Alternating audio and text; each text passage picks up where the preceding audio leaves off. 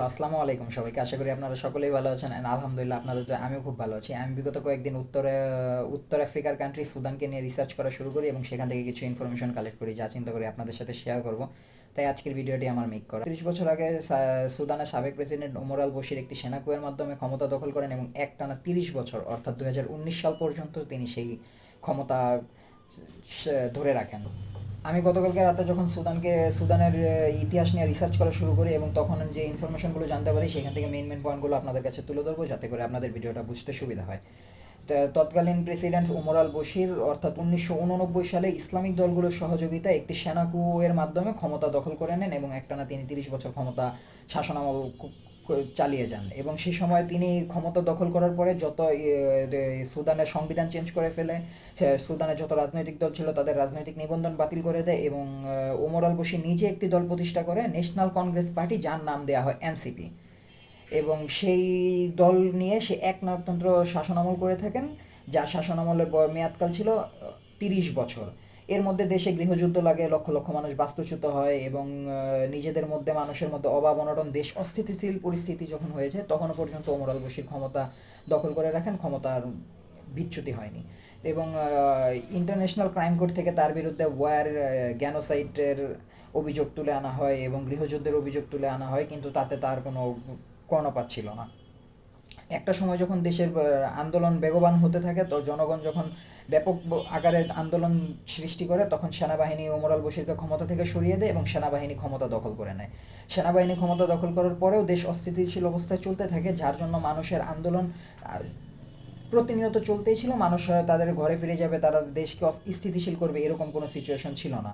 এবং 3 মাস পরে নতুন করে সামরিক সরকার এবং বেসামরিক সরকার দুজনে মিলে যে অন্তর্বর্তীকালীন একটি সরকার গঠন করে এবং অন্তর্বর্তীকালীন সরকারের মধ্যে সামরিক সরকার মানে সেনাবাহিনী প্রধান ক্ষমতা চালাবে এবং বেসামরিক দলের প্রধান ক্ষমতা চালাবে, অর্থাৎ র্যাপিড সার্ভিস ফোর্স, আরএসএফ। আমি আরএসএফ নিয়ে ডিটেলস একটু পরে বলতেছি, এখন জাস্ট আর কি পয়েন্টটা আমি তুলে ধরলাম। আরএসএফ অ্যান্ড সামরিক বাহিনী দুই দল মিলে যখন দেশ চালানো, জনগণকে প্রতিশ্রুতি দেয় যে আমরা 3 বছর দেশের ক্ষমতাতে থাকবো এবং 3 বছরের মধ্যে আমরা দেশের পরিস্থিতি স্থিতিশীল করে দেশের মধ্যে গণতন্ত্র ফিরিয়ে এনে সঠিক নির্বাচনের মাধ্যমে জনপ্রতিনিধি বের করে আমরা ক্ষমতা ছেড়ে দিব। তো জনগণ ঠিক আছে, জনগণ তাদের কথায় আশ্বস্ত হয় এবং জনগণ তাদের স্বাভাবিক জীবনযাপনে চলে যায়। তো এবং তখন এই সেনাপ্রধান সামরিক সরকার এবং বেসামরিক সরকার আরএসএফ দুই দলের মধ্যে একটু দ্বন্দ্বের সৃষ্টি হয় ক্ষমতা গ্রহণ করা নিয়ে। সামরিক সরকার চাচ্ছিল যে সে নিজেই ক্ষমতা দখল করবে, বেসামরিক যে দল আরএসএফ তাদেরকে ক্ষমতা থেকে সরিয়ে দিবে এবং সে একটি সেনা 2019 সালের কাহিনী এটা। তার ঠিক 2 বছর পরে 2021 সালে সে আরেকটি সেনাকু ঘটে এবং সেই সেনাকুয়ের মাধ্যমে আরএসএফকে দল থেকে বের করে দেয় এবং সামরিক সরকার একা দেশ চালনা করা শুরু করে। তখন আরএসএফ এবং সামরিক সরকার দুই দলের মধ্যে দ্বন্দ্ব সৃষ্টি হয়ে একটি যুদ্ধের সৃষ্টি হয়ে যায়। তখন সুদানের মধ্যে গৃহযুদ্ধের সৃষ্টি হয় এবং দুই দল একে অপরকে গোলাগুলি করতে থাকে, মানুষ মারতে থাকে এবং এইভাবে তারা দেশটাকে দুইটা খণ্ডে বিভক্ত করে তারা দেশের দুইটা পাশ দখল করে নেয়।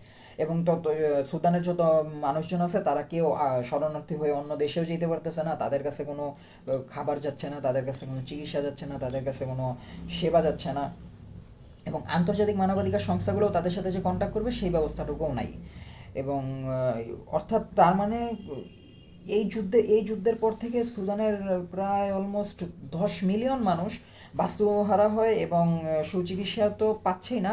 তারা তাদের দেশে যখন আন্তর্জাতিক মানবাধিকার সংস্থা বা অন্য অন্য দেশ থেকে যে তাদেরকে খাবার পাঠাবে, চিকিৎসা পাঠাবে, ওই সুযোগ যখন ছিল না, তখন এই লক্ষ লক্ষ মানুষ কী করে মাটি খেয়ে জীবনযাপন করতেছে, মানে লাইক পশুরা যেভাবে জীবনযাপন করে পশুর জীবনযাপন তারা করতেছে, মানবেতর জীবনযাপন। এবং এই বিষয়গুলো নিয়ে আমরা যদি খেয়াল করি যে ইন্টারন্যাশনাল কোনো নিউজ বা কেউ কোথাও কোনো কর্ণপাত করতেছে না। সুদানের সেই যুদ্ধ আজও পর্যন্ত চলমান। আমরা ফিলিস্তিন গাজার যুদ্ধ নিয়ে কথা বলতেছি, তাদের ফিলিস্তিনি মানুষদের মানবেতর জীবনযাপন নিয়ে কথা বলতেছি। সুদানও একটি ইসলামিক কান্ট্রি, তাদেরকে নিয়ে কেউ কোনো কর্ণপাত করতেছে না, কেউ কোনো কথাও বলতেছে না। এবং কিছু কিছু জায়গায় শোনা যায় যে ইউনাইটেড আরব আমিরাত, দুবাই আরএসএফকে অস্ত্র দিতেছে এবং যার বিনিময়ে আরএসএফের কাছ থেকে স্বর্ণ নিতেছে। সুদানের মধ্যে স্বর্ণের খনি পাওয়া গেছে এরকম একটা নিউজ শোনা গেছে। এবং নট অনলি সুদান, আফ্রিকান কান্ট্রিগুলোর মধ্যে এত পরিমাণ খনিজ সম্পদ আছে যে খনিজ সম্পদগুলো তারা ব্যবহার করলে পৃথিবীর সবচেয়ে শক্তিশালী এবং ধনী দেশে পরিণত হইতে পারে। তাদের এই তারা এই ক্ষমতা, তাদের এই খনিজ সম্পদ তারা উদ্ধারও করতে পারতেছে না, ব্যবহারও করতে পারতেছে না, বরঞ্চ সেই ফায়দাগুলো লুটতে চাইতেছে আমেরিকা।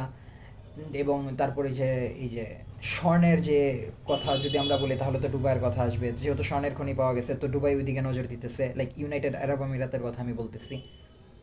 এই আমার মূল কথা হলো এটা যে আন্তর্জাতিক মানবাধিকার সংস্থা যারা আছে তারা যদি এই বিষয়গুলো নিয়ে একটু খোঁজ খবর নেয় এবং এই সুদানের এই নিরীহ ছোট ছোট বাচ্চাদের, আমি কিছু ভিডিও দেখছি, কিছু ফুটেজ দেখছি, এই ফুটেজগুলো দেখলে পরে আপনি আর সাধারণ থাকতে পারবেন না, মানে খুব কষ্টদায়ক ভিডিও এগুলো।